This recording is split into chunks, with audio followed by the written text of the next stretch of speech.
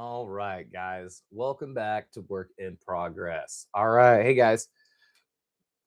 We are going over kind of what I talked about yesterday because it seemed like I had some audio issues when it came to um, the actual like live video. So thank you guys for being patient with me on that. It means a lot. I'm really working out these kinks. It's a pain in the ass sometimes, but we're still learning it. We're still figuring it out. So thank you guys for being patient. I promise I'm going to keep working on it and make it not so garbage. But what I do want to talk about today is I want to go back over what I was talking about yesterday when I'm talking about the flawless, not the flawless list. What am I talking about? Court of the Phoenician mixed with Frenzied Host, and where this +1 strength in advancing and balling back can really get your game in a good spot. Because one of the big problems with infractors and Lord Exultant combos is that the infractors were a little bit weak, right? You would have this kind of um you have these 5 minutes, they do great, right? Rerolling ones, rerolling wounds, but it was really super great against Marines. Once you got past that level of toughness, it would start to have like problems being reliable, which sucked for us because that was a major portion of our army that needed to be reliable. Our hosts need to be reliable because those are the guys who are going to generate us AP. Those are also going to be the guys who are going to be able to have the easy baked in precision. So they're going to get rid of a lot of the characters that you're going to have to deal with. And unfortunately, with the new changes to like scoring, right? So like you can't score based off of like killing a character anymore unless you have like assassination. So like if you had overwhelming force and you had like a Lord Exultant, right? We could put him up to the camera. And you had a Lord Exultant, right? And he was on an objective with a 5-man and you killed both of them, you don't get 2 points for, or like 2 sets of points, like one for the character, one for the unit. It all counts just for the unit, right? So this is gonna make us a little bit like that nerfed the infractors a little bit, but this is gonna be kind of the buff that they needed to get back out there. Getting the Lord Exultant to have that +1 strength is gonna be really nice. They can get up to they can be 10 strength in Court of the Phoenician. That gives you that plus AP plus strength on the charge. So since you're advancing, gaining strength, and then or falling back, gaining strength, and then um, basically, can't think because you're charging, right? It's a different move. It's a different rule, different phase. So you can gain all of this AP and the strength because the fact that you're advancing to gain a plus strength, then you're charging to gain the plus strength. So that works, right? So yeah. With this is kind of the list. This is the list that I came up with yesterday for just kind of a thrown together competitive list using kind of the most out of what we've got. So these are kind of going to be where you can be flexible too on some of these, right? Some people don't want to run 10-man infractors. I like running 10-man infractors. I like having 40 attacks to throw at a point in time. And now that engagement is now 2 inches instead of 1 inch, it's just going to make these a lot easier to get into the places that you want them to fight and then immediately kill the things we need to. And you've got an extra 5 guys with lethals. It just gives you a little bit more help on these bigger squads, right? But that's the reason why I have these 2 defilers. I like running 2 crabs personally.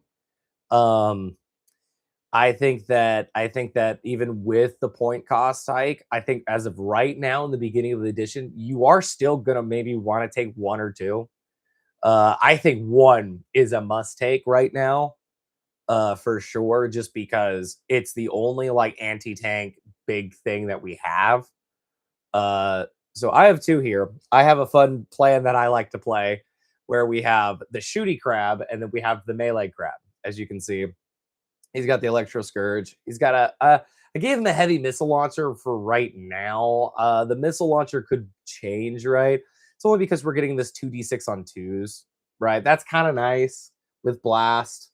Like, especially if you're dealing with maybe like a guardsman or something like that, you still have some ability to just take out guardsmen, right? 12 attacks from the uh where's the nipple guns? Here we go.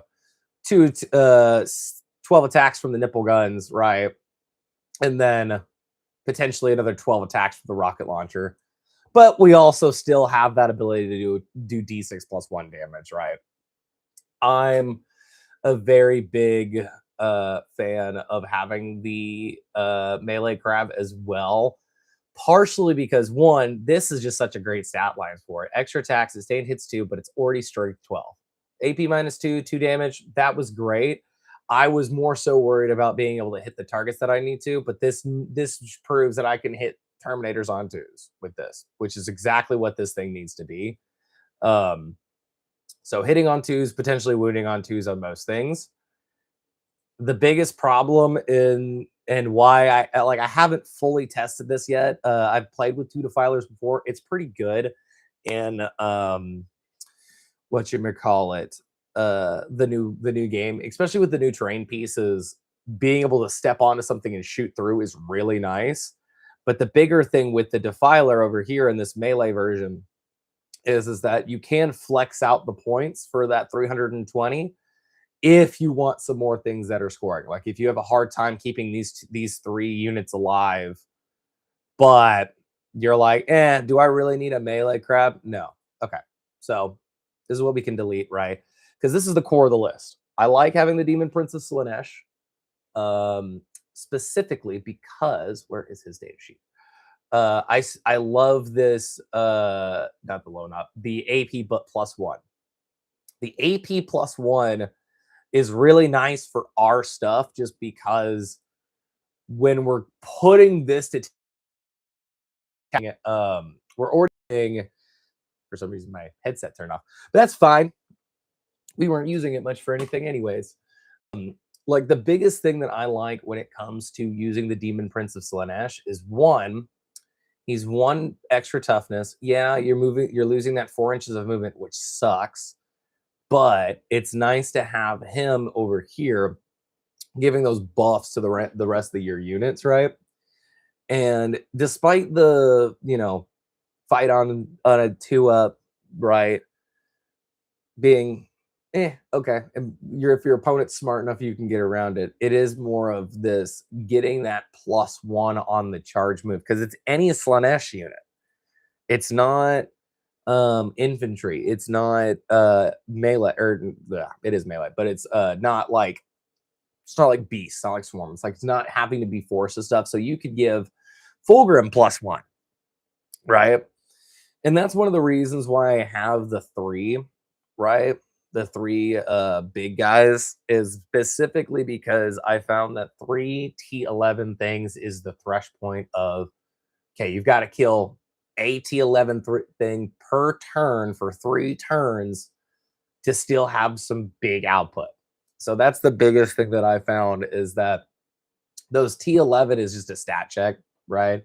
So if you're wanting to play that route with Emperor's Children, we can now. We can run, even if we want to run 3 defilers and have just a bunch of infiltrating scoring squads, having the defilers be such a punishing tool that we have in our arsenal allows us to be more flexible with these points here, because now we're not forcing to be like, okay, well, if I don't auto take my Winged Demon Prince with wings both times, like even Fulgrim is now a takeable piece, specifically because of the fact that since you have those multiple T11 models, you're now having to really divide and conquer your strength, right?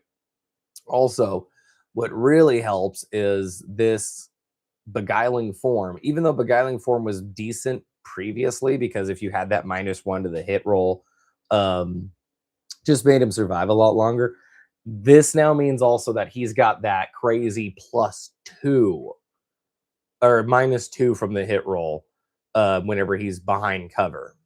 And the way that cover works now is a little crazy.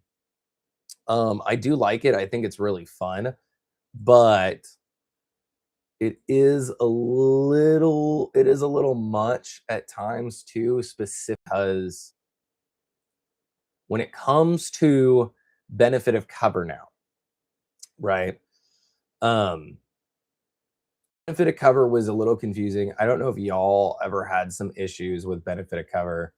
But one of the issues that I had for benefit of cover was is knowing like what range of like how much of your model needs to be behind cover for it to be counting as cover, right? Because if I'm sticking my gun sponson behind a wall and I'm saying that that's enough for cover, that to me is a little silly. But that also is how I feel like it's going to work in 11th, which is annoying. Yeah. So we can see here line of sight and visibility. Line of sight is used use visibility between models. It must be possible to draw an imaginary straight line 1 millimeter wide from any part of the model to any part of the model being observed. And this is line of sight, right? Models can either be visible or fully visible to the observing model, as shown as the opposite. Known as terrain rules applies additional rules to visibility. But as you see this, it's either visible or fully visible or not visible, right? So visible still means on monsters and vehicles benefit of cover, right? Because fully visible would mean that they're fully outside of the terrain piece and gains no benefit. But visible means that they just have to be visible, but still right within that cover. So a model is visible, right? Model fully visible. So this technically would be enough to benefit cover for big monsters and vehicles. And that's where Fulgrim's gonna like come across as being really scary. I think it's also going to make other things, and I think that's where we've seen the Votan results. If you guys have seen that already, where Votan is just kicking everybody's butts at the beginning of this, I think it's because of that benefit of cover, right? Because you can do that where, like, technically, if we looked at this, right, and we said this Wraith board here wants to shoot his guns at this Venom crawler, right? Well, technically, this part of the model can't see this part of the model. So this Venom crawler would gain benefit of cover for doing that. So that's where Fulgrim can be really strong, is you can put his little wing behind just like half an inch of the wall and he gains benefit of cover. So that's why I can use Fulgrim in this list at times. You can also remove Fulgrim if you don't want to use Fulgrim. I love Fulgrim. I think Fulgrim is just super fun. And so that's why I like using him. But as you can see here, this is going to make him really strong. No, okay.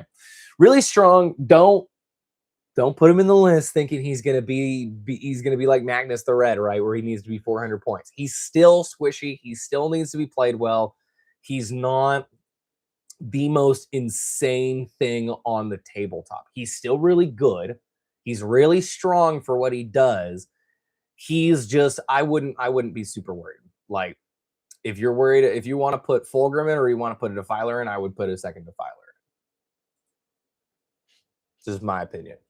But like, as you can see here, right, 1910 still gives us even another, like, with this list, we can do another Rhino, right? And have all of our guys being Rhinos, Defiler, 2 Demon Princes with wings, and Fulgrim, and a Demon Princess Lanesh, right?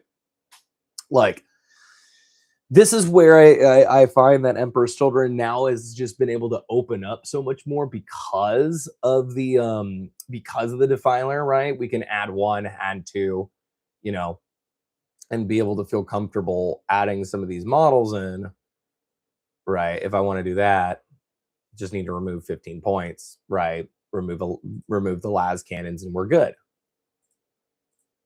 right? So that's something that I really enjoy about how the Defiler has come in and helped us, especially when lists like this, right, where it's like Court of the Phoenician, Frenzied Host. The Defiler doesn't really matter in this list all that much, right? It's more of like running infractors, running these things. Having another Rhino would actually be very sweet in this little list. And having another Demon Prince of Wings with that +1 strength, +1 AP, right? So Like here, we've got 3 Demon Princes, we've got a Fulgrim, we've got 2 Lucius, or not Lucius. We don't have Lucius in this list.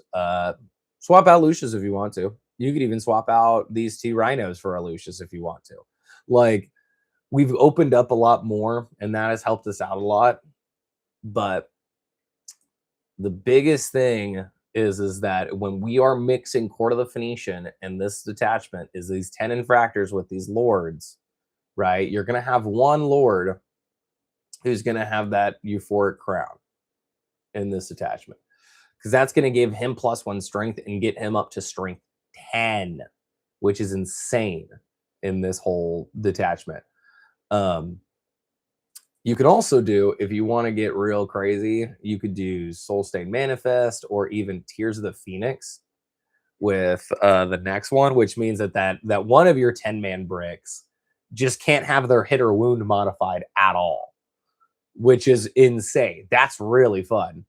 I think one of the big things that we are missing in this, yeah, you might not be able to do all of those because of enhancements, right? Because we don't have enough points. So like even there, right? Still didn't have enough points for that strength 10 guy. But that's when we might say, okay, if I want to have the strength 10 Lord, do the euphoric crown on the strength 10 guy, right?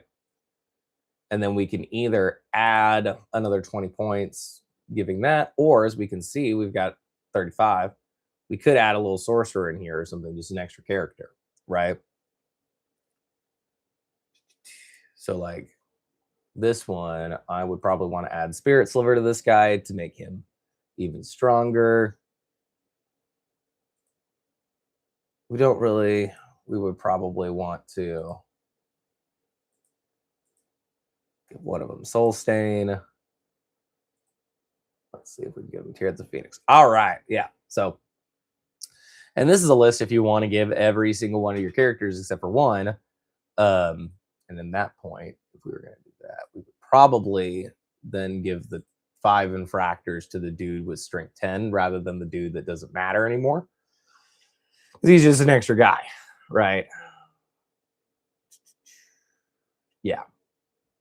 That's what I would probably do with that one. If we were going to go off of a different route and we want to use more characters and we want to do, but you see the flexibility that we've got now when it comes to that. And the nice thing about all of this is, especially if we're doing a Purge the Foe with these, all of this is for killing, right? Like these 5 units, right, are all for killing, because this is going to be the one with the 10 attached. This is going to be one with 5 attached. And you've then got an extra big Tormentor, not Tormentor, but Defiler to go and punch with. And then all of these gain +1 strength on the charge, +1 AP on the charge. If they're near the Demon Prince of Slaanesh, they get another +1 AP on the charge. And then the Lord can give himself another +1 AP on the charge. So if you're going against the things with a lot of invulns like Harlequins, this list is going to be very similar to... It's going to be very much like one of those where you're like, yes, I love +5 AP. Is it useful? Not really today. But for units that don't have invulns, the nice thing is that most points in contact, you're going to go, okay, -3 AP instead of -2, right? To where most things that you're going to be playing against are going to have to save on 6s. And that's the reason why I find that Host of the or Court of the Phoenician is a really good one with Frenzied Host, just because you are hitting that threshold of, well, once I hit you, you're either not going to have the eligibility to save, or you're either not going to have the eligibility to save, or it's going to be really hard for you. And you're probably asking, like, Nick, doesn't this one really work then with the Flawless Blade one? Because you would want to have those Flawless Blades in there. Sure, you could make a list that has some Flawless Blades in here. Like, take this 160 points. I want to remove this Rhino, so I'm not worried about the 5-man anymore. I guess I'll throw in 5 Flawless Blades. Like, let's remove... That's the problem, is that the minute... That's the problem, is that, again, when we're talking about this, you can throw flawless blades in this list. Reason why I wouldn't, though, specifically is because of the fact that this detachment works for infractors, right? The reason why we have these infractors together, right, with these lords, why I'm even not bringing in another rhino for this, is because this is 40 strength 6 attacks. 40 strength 6 attacks, minus 2 AP, 1 damage. Like, when we go on the math about that, right? Like, even if you're dropping 50% of your hits, you're still getting 20 hits off, which is still potentially 20 wounds off if you're on an objective, which everyone is going to be on an objective nowadays because it's the train pieces. So you're going to get your reroll wounds off these guys. You're now going to have a dude that has a strength 10 spear coming out of there. And on top of all of that, you still have the Defiler, 2 winged demon princes, Fulgrim, and another demon prince that they have to get through without having to worry about these 20 infractors running down the field. So this is where I find that these 1 DP detachments work for us. Trying to do them all at once is cool, like taking max 3 flawless blades, max noise, or not noise marines, terminators, and max host is cool. Like if we were gonna do that, right, we could do well, it won't let me scroll up. That's funny.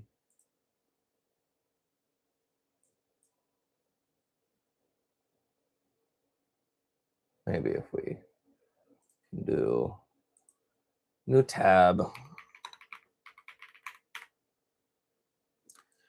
Going to new recruit. Going to new recruit. All right. So like, let's create a list. Chaos, all DP. Funny. So like, points. Let's do all 3 of these. Pop. Right. And like, this is one where it's comboing the old detachments with the new detachments. If we want to do a new one, right, that's the cool thing, is then we get these 3. Probably going to do purge. And then the way that I would do it is you go boop, boop, boop, pay for those. 1, 2, 3. 1, 2. 1, 2, 3. 1, 2, 3. Bam. Right? Like, that's all you do. 6. 6. 6. We could do some bam, bam, bam. There we go. Right?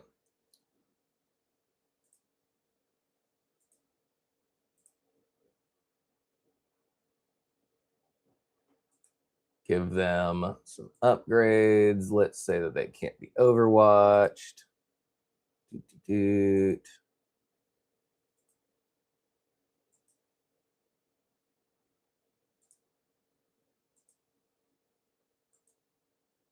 Right. Can't be overwatched over here. Then we have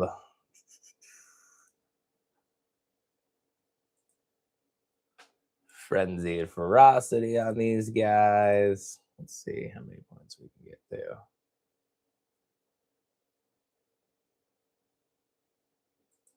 Right. And at that point, we can even remove, let's say, 5 infractors. We can give one of our terminators Lord Cacophonist.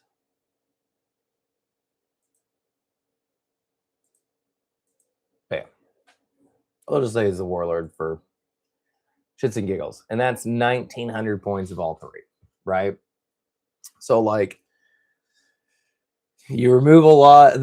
This is where our 3DP detachments are shining. As you can see, this is what we can add in, right? Most of the time, I'd be like, okay, spectacle, I'd add 3 flawless blades.